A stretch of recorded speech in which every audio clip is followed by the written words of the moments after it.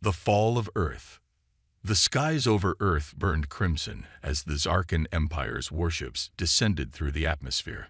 Admiral Alina Frost stood on the bridge of the TCS Defiant, her face a mask of grim determination as she watched humanity's last line of defense crumble before the alien onslaught. "Status report," she barked, her eyes never leaving the tactical display.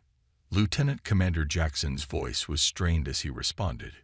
"It's bad, Admiral. We've lost contact with the Luna defense grid. The Mars colonies have gone dark. Earth's orbital platforms are falling one by one." Frost clenched her fists, her nails digging into her palms. How had it come to this? Just 6 months ago, humanity had been reaching for the stars, their first faster-than-light ships venturing beyond the solar system. Then the Zarkan arrived, their massive fleet darkening the skies of 100 worlds. The ship rocked as another volley of energy weapons impacted their shields. Shields at 30% and falling.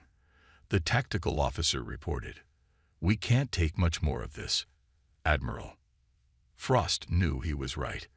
The Defiant was the pride of the Terran fleet, but even she was no match for the overwhelming firepower of the Zarkan dreadnoughts. They had thrown everything they had at the invaders. Railguns, antimatter warheads, even their experimental quantum disruptors.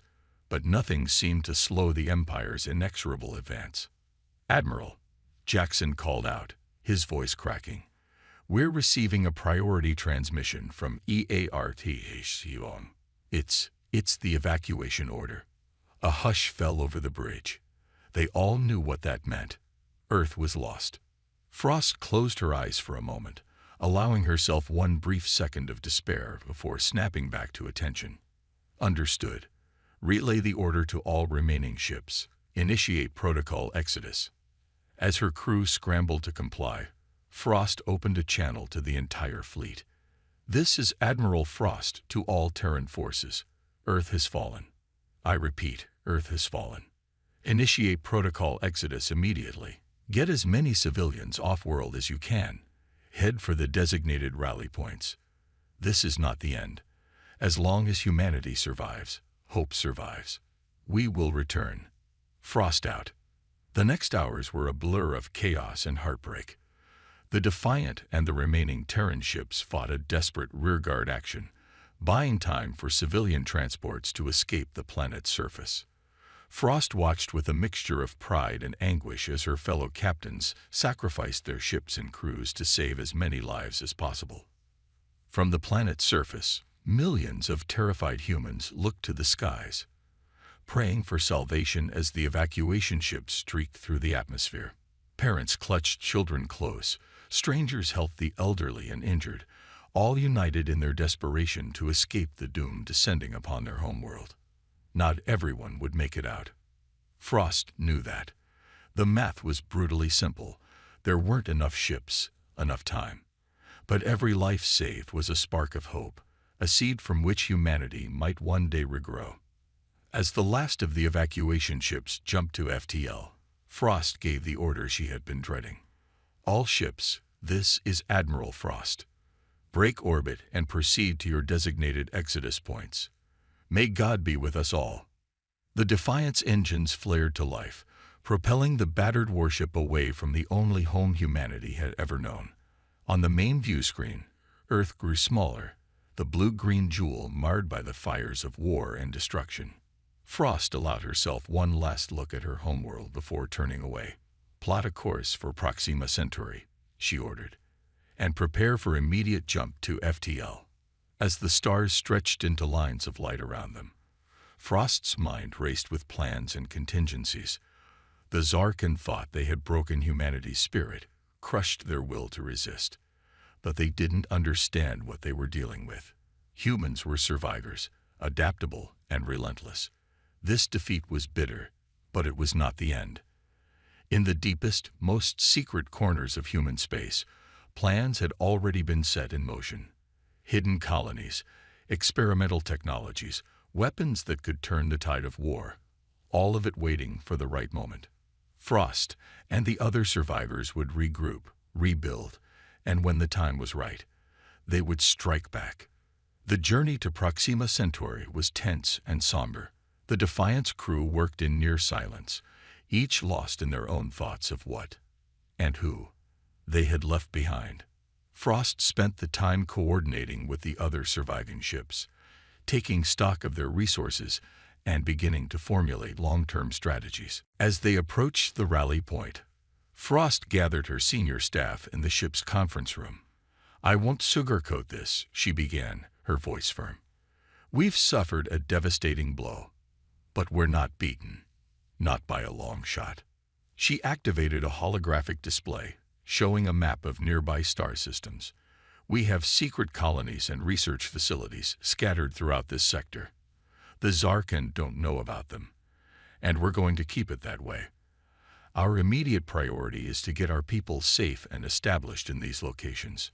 Commander Yuki Tanaka, the ship's XO, spoke up.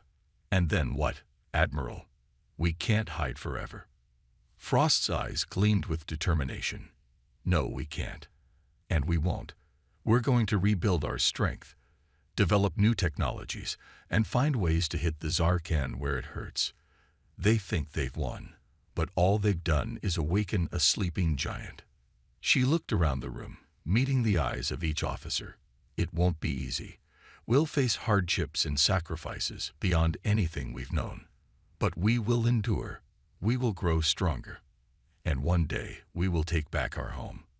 As the Defiant emerged from FTL at the rally point, Frost stood on the bridge, watching as other ships appeared around them, battered, limping, but alive. Each one carried a piece of humanity's future, an ember of hope that would one day burst into a raging inferno. The fall of Earth was a tragedy beyond measure, but it was not the end of humanity's story.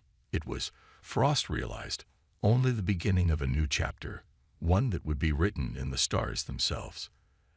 As the survivors of Earth gathered their strength and began to plan for the future, the Zarkan Empire celebrated their supposed victory, but their triumph would be short-lived, for in the dark spaces between the stars, humanity was preparing a surprise that would shake the galaxy to its very foundations. Seeds of resistance. A decade had passed since the fall of Earth. In the depths of an unassuming star system, far from the prying eyes of the Zarkan Empire, humanity's last hope took shape. Dr. Samantha Chen wiped the sweat from her brow as she made final adjustments to the prototype.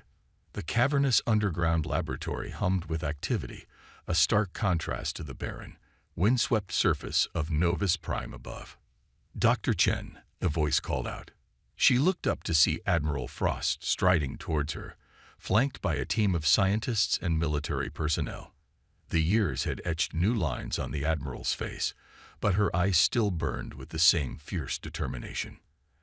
"Admiral," Samantha nodded, straightening up. "We're ready for the final test."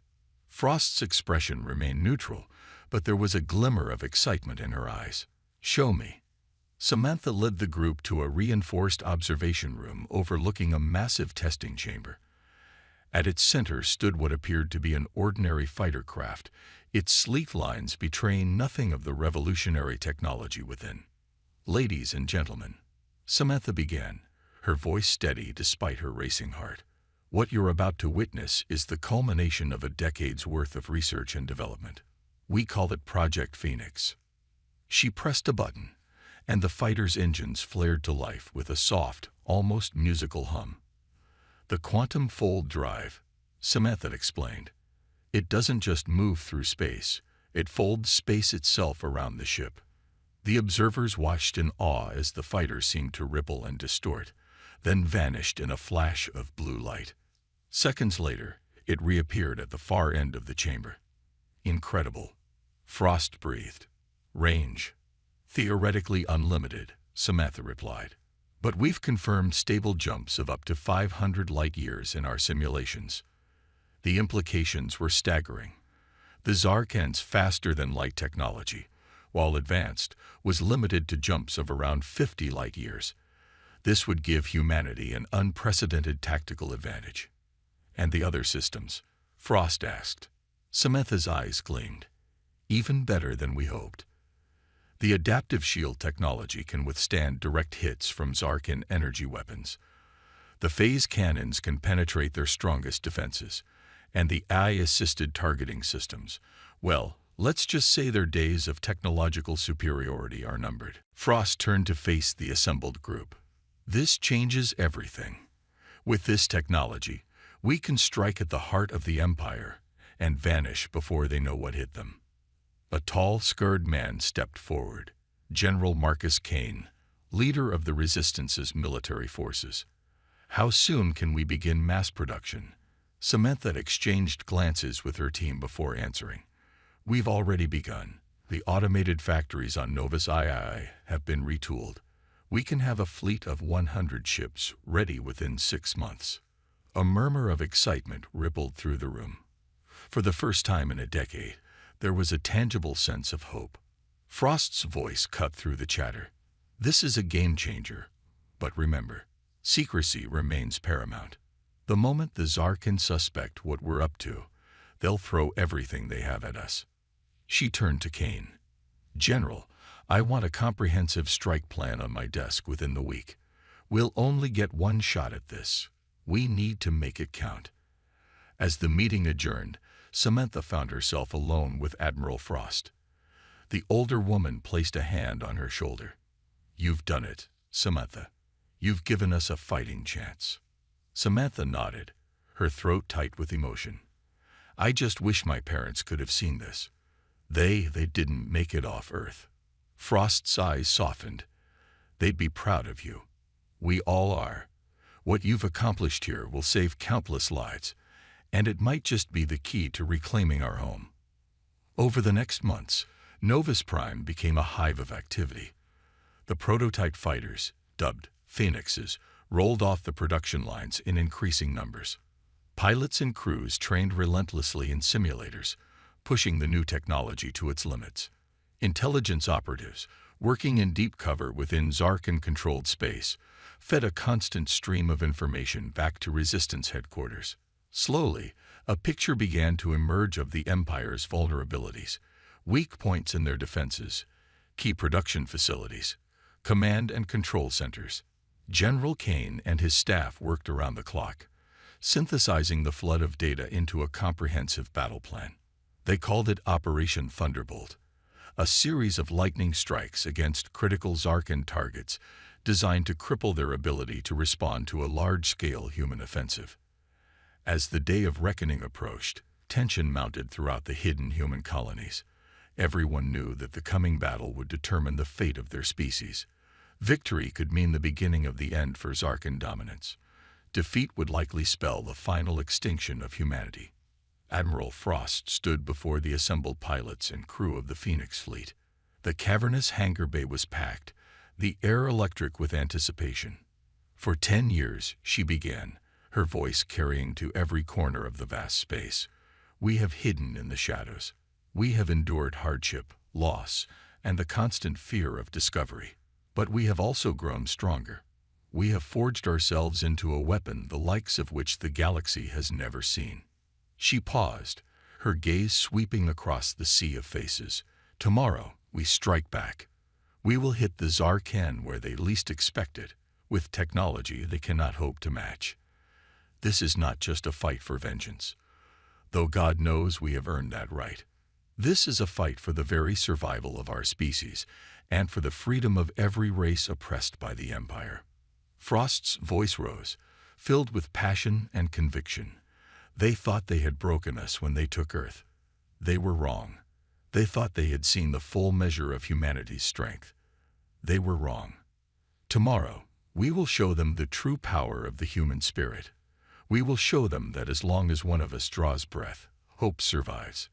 We will show them that humanity will not fall. A deafening roar filled the hangar as thousands of voices joined as one. The cry of defiance echoed through the underground base, a sound that had not been heard since the fall of Earth, the battle cry of a species ready to reclaim its destiny. As the cheers subsided, Frost gave her final orders. To your ships. Review your mission parameters. Get some rest. Tomorrow, we make history. The hangar emptied quickly, crews and pilots heading to their assigned vessels. Frost remained behind, watching as the last of the Phoenixes were prepped for launch. In less than 12 hours, this fleet would tear across the galaxy, bringing fire and retribution to the heart of the Zarkan Empire. She thought of Earth, of the billions lost, of the countless sacrifices that had led to this moment. A fierce smile played across her lips. "We're coming home," she whispered. As the Resistance prepared to unleash its fury upon an unsuspecting enemy, the Zarkan continued their celebrations. Their victory over Earth a decade ago had ushered in an era of unprecedented expansion and prosperity for the Empire. They had no idea that their days of unchallenged dominion were numbered. In the darkness of space, humanity's hidden fleet waited, poised to strike. The next chapter of the war was about to begin, and nothing in the galaxy would ever be the same. Operation Thunderbolt. The void of space erupted in a dazzling display of blue light as the Phoenix fleet materialized on the outskirts of the Zarkan core systems. Admiral Frost stood on the bridge of the flagship, christened Reckoning, her eyes fixed on the tactical display. "All ships accounted for, Admiral," reported Commander Tanaka. "No signs of detection by enemy forces." Frost nodded, a grim smile on her face. "Then let's not keep them waiting. Commence Operation Thunderbolt." Across the fleet, pilots and crews sprang into action. The Phoenix fighters, gleaming silver against the backdrop of stars, split into predetermined strike groups. Each had a specific target, carefully chosen to inflict maximum damage on the Zarkan war machine. Captain Alejandro Reyes led Thunderbolt Squadron, tasked with taking out the Empire's primary shipyards in the Arcturus system. As his team approached, the massive orbital facilities came into view, surrounded by a protective screen of Zarkan warships. "This is Thunderbolt Leader," Reyes called over the comm. "All wings, report in." One by one, his pilots sounded off. They were an elite group, the best humanity had to offer, and they were about to announce their presence to the galaxy in spectacular fashion. "Remember your training," Reyes said, his voice steady. "Hit hard, hit fast, and don't give them time to react. Engage quantum fold drives. Now." In a blink, the squadron vanished, reappearing seconds later in the heart of the Zarkan formation. The alien ships, caught completely off guard, barely had time to register the humans' presence before the Phoenixes opened fire. Phase cannons lanced out, cutting through Zarkan shields like they weren't even there. Missiles loaded with experimental quantum warheads streaked towards the shipyards, detonating in blinding flashes that tore huge chunks out of the massive structures. "By the Empress," a Zarkan commander exclaimed, watching in horror as his fleet was decimated. "What manner of devilry is this?" But the humans were far from finished. As Zarkan reinforcements began to arrive, Thunderbolt Squadron simply vanished again, reappearing at another critical point in the system. The pattern repeated itself over and over. Strike, vanish, reappear, strike again. The Zarkan, for all their technological might, found themselves utterly unable to counter this new form of warfare. Similar scenes played out across Zarkan space. A team led by Major Sarah Chen hit the Empire's primary cloning facilities on Rigel Prime, crippling their ability to replenish their armies. Colonel Viktor Volkov's group targeted key command and control centers, sowing chaos throughout the Zarkan military hierarchy. On the bridge of the Reckoning, Admiral Frost watched the reports flood in. "Status update," she demanded. General Kane's holographic image appeared before her. "It's working better than we could have hoped, Alina. We've destroyed or severely damaged 70% of our primary targets. Zarkan response times are sluggish, uncoordinated. They have no idea what's hit them or where we'll strike next." Frost allowed herself a moment of satisfaction before refocusing. "Excellent. Initiate Phase 2. Kane nodded, and his image winked out. Frost turned to her communications officer. "Send the signal to all resistance cells in occupied territory. Tell them it's time." Across 100 worlds, sleeper agents and underground resistance fighters received the long-awaited message. Years of preparation culminated in a coordinated uprising unlike anything the galaxy had ever seen. On planets, moons, and space stations throughout Zarkan territory, oppressed populations rose up against their overlords. Back in the Arcturus system, Captain Rice and Thunderbolt Squadron were preparing for their final run on the shipyards when a priority alert came through. Thunderbolt Leader, this is Reckoning Actual. Admiral Frost's voice crackled over the comm. New orders. We've detected a Zarkan super dreadnought entering the system. Designation: Emperor's Fist. Intelligence suggests the Zarkan Emperor himself may be aboard. Intercept and destroy.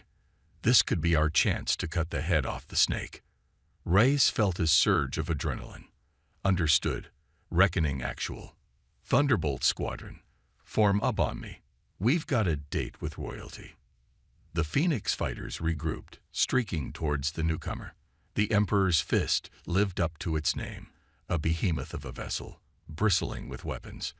It was easily 10 times the size of the largest human ships from before the fall of Earth. Look at the size of that thing, Thunderbolt 3 whispered in awe. Cut the chatter. Rice snapped. Size doesn't matter when you can't hit what you're aiming at. Prepare for jump on my mark. The squadron vanished, reappearing practically on top of the super dreadnought. But this time, they weren't met with the usual confusion and delay. A swarm of Zarkan fighters erupted from launch bays, while the big ship's point defense systems came to life with alarming speed. Evasive maneuvers. Ray shouted as energy beams sliced through space around them. 2 of his pilots weren't quick enough, their ships vaporizing in silent explosions. They were ready for us, Thunderbolt 5 called out, her voice tight with tension. Someone must have warned them about our capabilities. Reyes gritted his teeth. The element of surprise had been their greatest advantage. If the Zarkan were adapting already, this fight was about to get a lot harder. New plan, he said, jinking his fighter to avoid another barrage. We need to take out their engines. Thunderbolts 3 and 4, run interference. 5 and 6, you're with me. We're going in close. The battle that followed was unlike anything in the history of space warfare. The Phoenix fighters danced and weaved through a maelstrom of energy weapons and missiles, their quantum-fold drives allowing them to appear and disappear at will. But the Zarkan were quick learners, and they began to anticipate where the humans would reappear. Rice watched in horror as Thunderbolt 6 miscalculated a jump, materializing directly in the path of a Zarkan cruiser. There wasn't even time for a scream before the human ship was atomized. We can't keep this up forever, Thunderbolt 5 warned. Our power reserves are dropping. A few more jumps and we'll be sitting ducks. Rice knew she was right. They needed to end this now. All right, listen up. One last push. We're going to jump right into their main engine housing. Fire everything we've got. Then get the hell out. With any luck, we'll trigger a chain reaction. It was a desperate plan, bordering on suicidal. But desperate times called for desperate measures. On my mark, Rice said, his hand hovering over the quantum fold drive controls. 3, 2, 1, mark. The remaining thunderbolts vanished, reappearing an instant later inside the Emperor Fist's massive engine array. They unleashed every weapon they had. Phase cannons, missiles, even their backup railguns. Then, as alarms blared and explosions began to blossom around them, they jumped again. From a safe distance, Rice and his surviving pilots watched as secondary explosions rippled along the length of the super dreadnought. Huge sections of hull plating peeled away, venting atmosphere and unfortunate crew members into the void. We did it, Thunderbolt 5 breathed. Holy shit, we actually did it. Rice allowed himself a grim smile.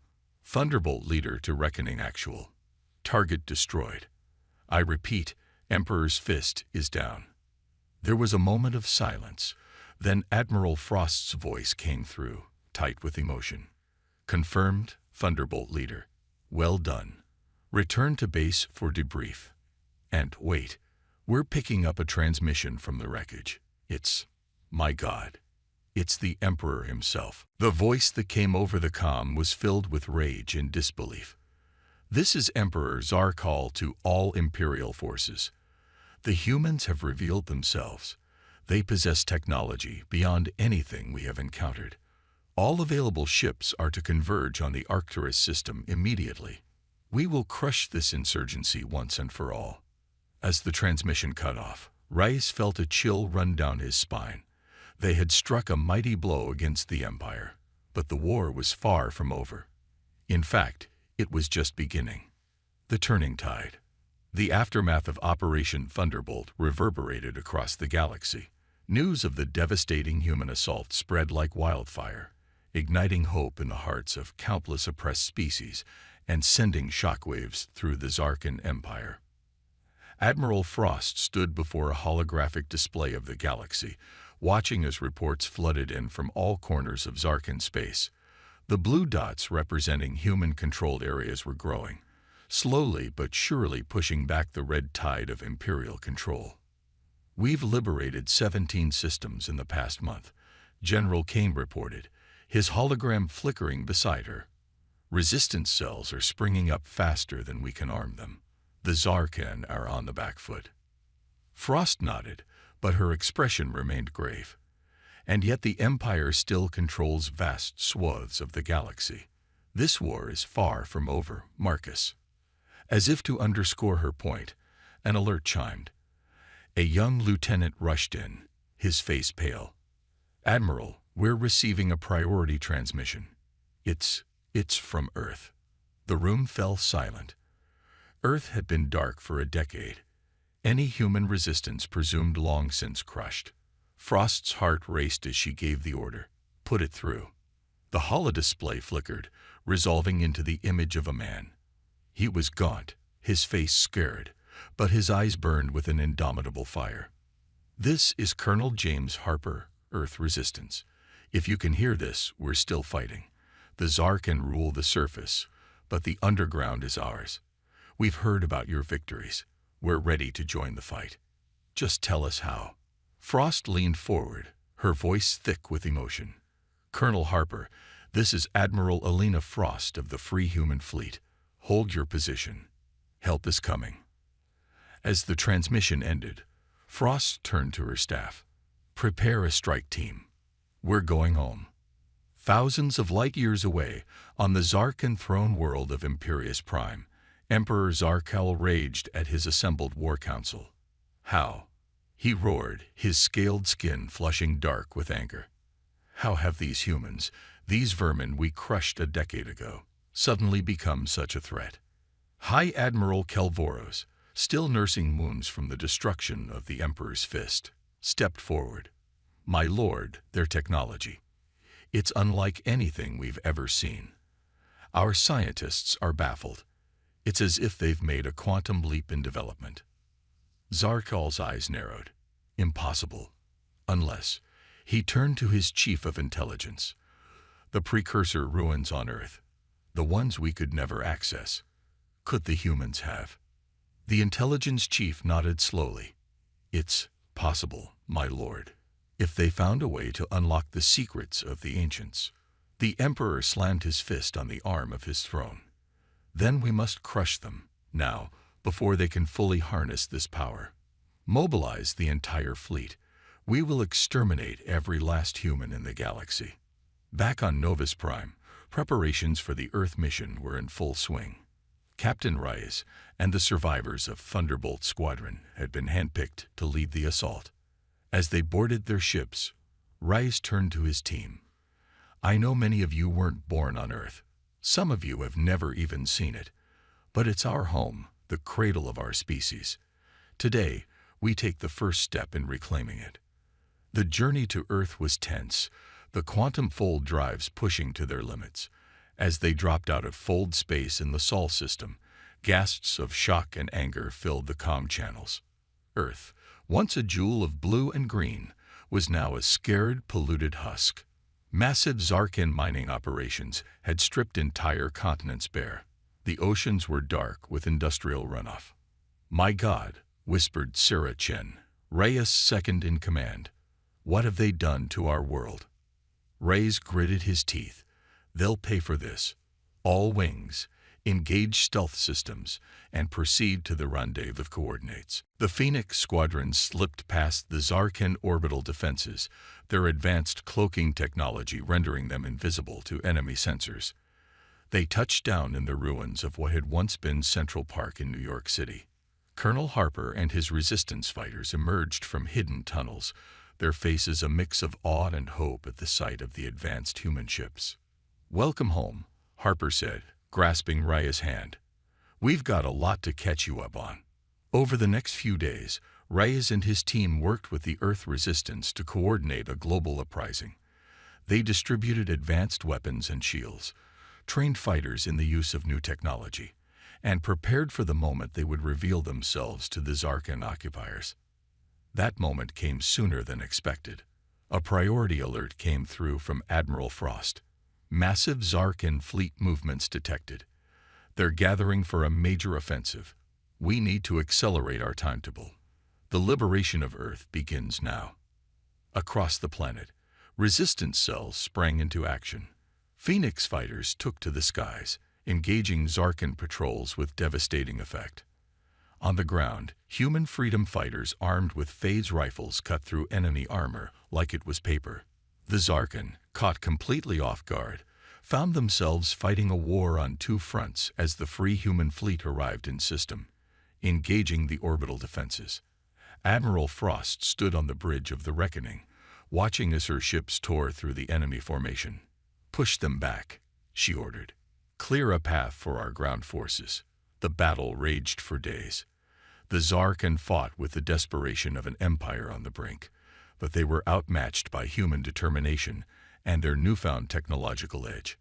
On the seventh day of fighting, as the last Zarkan stronghold on the North American continent fell, a transmission came through. It was Emperor Zarkal himself. "Humans," he snarled, his image flickering on screens across Earth and the fleet. "You have won this battle, but the war is far from over. We will return, with a force that will blot out your sun. Enjoy your victory while it lasts." As the transmission cut off, cheers erupted across human-controlled space. Earth was free. In the ruins of New York, Reyes stood with Colonel Harper, watching as civilians emerged from hiding, blinking in the sunlight of a world now their own again. "We did it," Harper said, his voice choked with emotion. "We actually did it." Reyes nodded, but his expression was grim. "We've won the battle for Earth, but Zarkal is right about one thing. This war isn't over. Not by a long shot." As if to underscore his point, a priority alert came through from Admiral Frost. "All forces, be advised. We're detecting massive energy signatures at the edge of the system. It looks like, my God, it's a Zarkan superweapon. They're preparing to fire on Earth." Reyes looked up at the sky, where the first streaks of an unnatural, ominous light were beginning to appear. The battle for humanity's survival was about to enter its most desperate phase. Reclaiming home. The sky above Earth burned with an otherworldly light as the Zarkan superweapon charged, its energy signature growing exponentially with each passing second. On the ground, the euphoria of victory quickly gave way to panic. Admiral Frost's voice crackled over the comm, tense but controlled. "All ships, this is not a drill. Form up on the Reckoning. We need to take out that superweapon before it fires." Captain Rice sprinted back to his Phoenix fighter, shouting orders to his squadron. "Thunderbolts, we're going up. Our job is to clear a path for the capital ships." As the human fleet moved to intercept the Zarkan superweapon, Colonel Harper coordinated the ground evacuation. "Get everyone back underground," he bellowed. "We didn't survive a decade of occupation to die now." In space, the battle unfolded with frightening intensity. The Zarkan had committed every ship they had to protecting their doomsday device. Swarms of fighters clashed in the void, while capital ships exchanged devastating broadsides. Rise and his thunderbolts danced through the chaos, their quantum-fold drives allowing them to appear and disappear at will. But even with their advanced technology, the sheer number of enemy ships was overwhelming. "We're not going to make it through their defensive line in time," Rise called out to Admiral Frost. "That weapon is about to fire." On the bridge of the reckoning, Frost's mind raced. They needed a miracle, and they needed it now. Suddenly, an idea struck her. It was insane, possibly suicidal, but it might be their only chance. "Rise, listen carefully," she said. "We're going to use the Reckoning's quantum fold drive to jump the entire ship directly above the superweapon. When we reappear, I want your squadron to fly into our ship's main hangar. The moment you're aboard, we're going to initiate another jump, this time directly into the superweapon itself." There was a moment of stunned silence before Reyes responded. "Admiral, that's crazy. The energy release could destroy us all." "It's our only shot," Frost replied grimly. "Are you with me, Captain?" Reyes took a deep breath. "Always, Admiral." "Thunderbolts, you heard the plan. Form up on me and prepare for a hot landing." What followed was a maneuver that would be studied in military academies for centuries to come. The Reckoning, a ship nearly a kilometer long, vanished in a flash of blue light, reappearing directly in the path of the Zarkan superweapon. In the seconds of confusion that followed, Reyes and his squadron streaked towards the open hangar bay, their ships screaming in protest as they pushed their engines beyond safe limits. The moment the last Phoenix fighter cleared the hangar doors, Frost gave the order. "All hands, brace for impact. Initiating quantum fold jump. Now." The Reckoning vanished again, reappearing inside the massive Zarkan weapon. For a split second, there was an eerie silence as the two vast structures occupied the same space. Then, reality reasserted itself. The resulting explosion was visible from the surface of Earth, a new star briefly blooming in the sky before fading away. The superweapon was utterly destroyed, and with it, the Zarkan's last hope of victory. In the aftermath of the blast, as debris rained down on the Zarkan fleet, a transmission cut through the chaos. It was Emperor Zark Hall, his usual arrogance replaced by shocked disbelief. This is impossible," he stammered. "How could you? What are you?" Admiral Frost, battered but alive on the bridge of the miraculously intact Reckoning, allowed herself a grim smile as she responded. "We are humanity, Your Highness, and we're taking back our home." With their superweapon destroyed and their fleet in disarray, the Zarkans' will to fight crumbled. Over the next few hours, enemy ships began to surrender or flee. By the time Earth's sun rose the next day, the system was firmly under human control. The weeks that followed were a whirlwind of activity. As news of Earth's liberation spread, uprisings erupted across Zarkan space.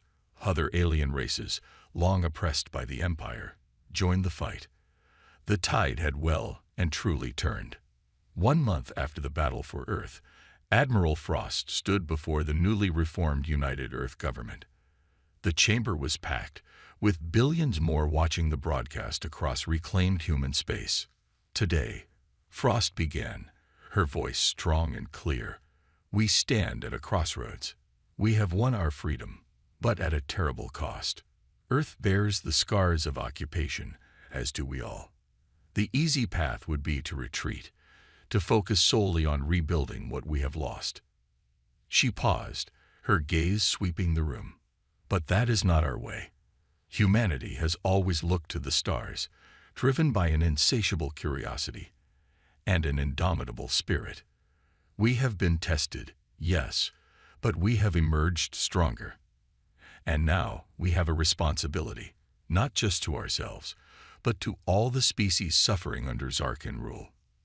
Frost's voice rose with passion. "I propose that we form a new alliance, a galactic federation of free peoples. Together with our alien allies, we will push the Zarkan back to their home system.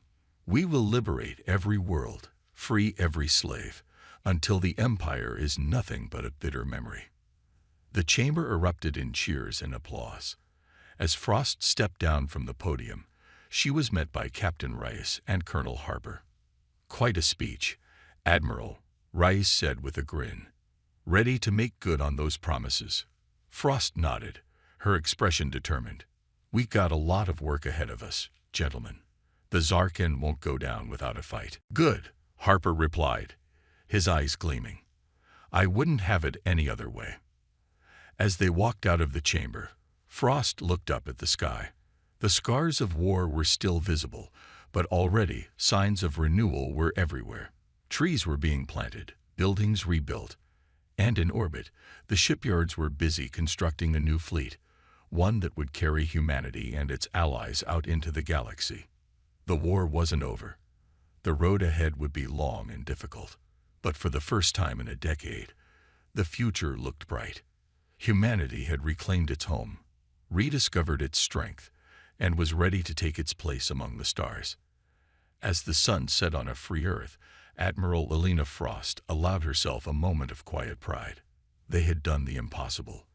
They had survived, adapted, and overcome. And whatever challenges lay ahead, she knew one thing for certain. Humanity would face them together, stronger and more united than ever before. The end.